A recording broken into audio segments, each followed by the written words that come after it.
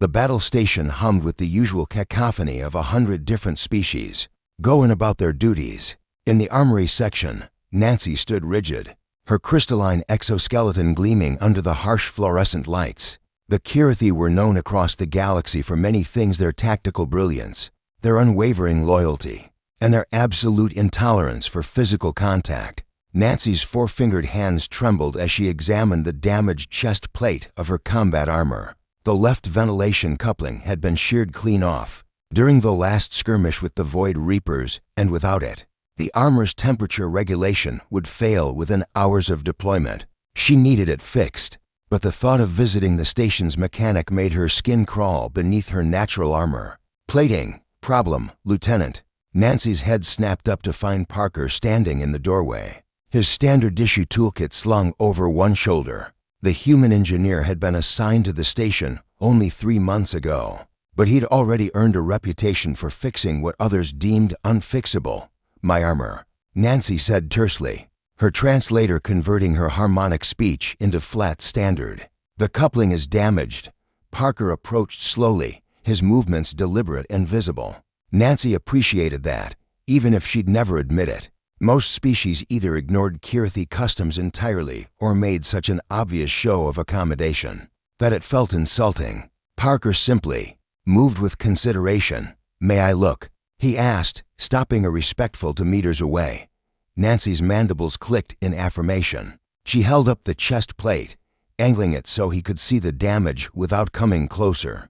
Parker leaned in slightly, squinting at the sheared metal, then straightened and pulled out a handheld scanner from his toolkit. That's a clean break, he observed, studying the readouts. But it's right up against the primary power conduit. One wrong move and the whole plate could short out. I am aware, Nancy said, her tone clipped. That is why I have not attempted the repair myself. Parker's lips quirked into what Nancy had learned was a human expression of mild amusement. Fair enough. The station's official armorer would probably just replace the whole plate. Take 3 weeks, maybe for a Kirathi custom fit. Nancy's crystalline plating rippled with agitation, the equivalent of a human's frustrated sigh. I deploy in 6 days. Then I guess we'd better fix it right. Parker set down his toolkit and began pulling out specialized tools Nancy had never seen before. I'll need to work pretty close to get this done properly. Is that going to be a problem? There it was, the question most beings never bothered to ask. They either grabbed and touched without permission, or they refused to work with Kirathi at all. Nancy studied the human carefully. His body language was open, non-threatening, but there was something else there too. Genuine concern, perhaps, or maybe just professionalism. How close? She asked. Parker held up his hands, measuring the distance. I'll need to be about this far from the plate to stabilize it while I work. Maybe half a meter? I won't touch you, but I'll be in your space. Nancy's primary instinct screamed at her to refuse, to take her chances with a faulty armor plate or wait for the official replacement. But something in Parker's calm demeanor, his matter-of-fact tone, made her hesitate. He wasn't promising the impossible or making grand gestures about understanding her culture. He was simply being honest about what the job required. Acceptable, Nancy said finally.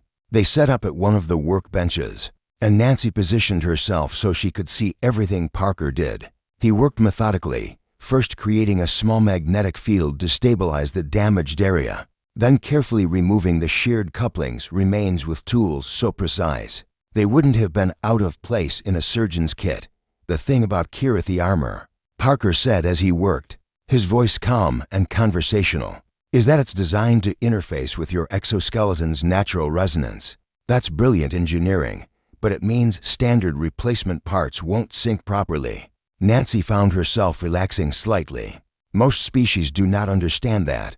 Most species don't read the technical manuals. Parker replied, a hint of dry humor in his voice. He reached for a small fabrication tool. I'm going to need to custom make the coupling. It'll take about 20 minutes. That okay? Yes. As Parker worked, Nancy observed him with growing fascination. His hands moved with absolute certainty, never wavering, never rushing. When he leaned closer to examine a connection point, he announced it quietly, getting a bit closer here. When he needed to shift position, he moved smoothly. Giving her time to adjust. It wasn't just consideration, Nancy realized. It was respect, genuine, uncomplicated respect for her boundaries. Why did you become an engineer? Nancy asked suddenly, surprising herself. Parker glanced up, one eyebrow raised. Odd question for armor repair. Humor me. He smiled, a real smile this time. Not the professional courtesy he wore like a uniform. My grandfather was a mechanic. Fixed everything from hover cycles to orbital stations. He taught me that if you're going to touch someone's equipment, you're touching a part of their life. You've got to treat it like it matters, because it does. Nancy's mandibles clicked thoughtfully. A wise philosophy. He was a wise man. Parker held up the newly fabricated coupling, examining it against the light. This should do it. Installing it now. Might feel a slight vibration when it syncs with your armor's systems. He was right. As Parker secured the coupling and activated the synchronization sequence, Nancy felt a gentle thrumming through the armor plate, like a heartbeat finding its rhythm. The sensation was oddly pleasant. There, Parker said, stepping back and giving her space again. Good as new. Better, actually. I reinforced the mounting points so it won't shear as easily. Nancy took the chest plate, examining Parker's work with her trained eye. The repair was flawless and visible unless you knew exactly where to look, and structurally sound. She ran her hand over the coupling, feeling the perfect integration with the surrounding systems. This is exceptional work, she said, and meant it. Parker shrugged, already packing up his tools. Just doing the job right. No, Nancy said firmly. You did more than that. The human paused, meeting her gaze. In his eyes, she saw no expectation of gratitude. No self-congratulation, just quiet satisfaction and work well done. You treated my armor and me with respect. Nancy continued. You asked instead of assuming. You explained instead of just doing. In 3 months, you have shown more understanding of Kirathi customs than most beings learn in years. Parker's expression softened. Everyone deserves to have their boundaries respected, Lieutenant. Doesn't matter if you're Kirathi, human, or a silicon-based collective consciousness. It's just basic decency. Nancy's crystalline plating shimmered with what, in her species, indicated deep appreciation. Basic decency is rarer than you might think.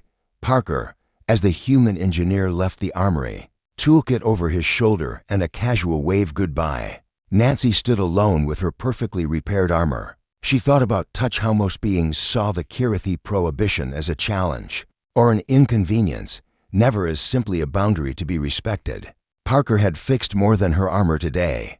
He'd fixed something Nancy hadn't even realized was broken. Her faith that someone could work alongside her without either fearing her difference or trying to fix it. In 6 days, she would deploy with her unit. She would wear armor repaired by human hands that never once violated her space. And perhaps when she returned, she might even ask Parker to perform her regular maintenance. After all, it was nice to work with someone who understood that the smallest gestures of respect could mean everything.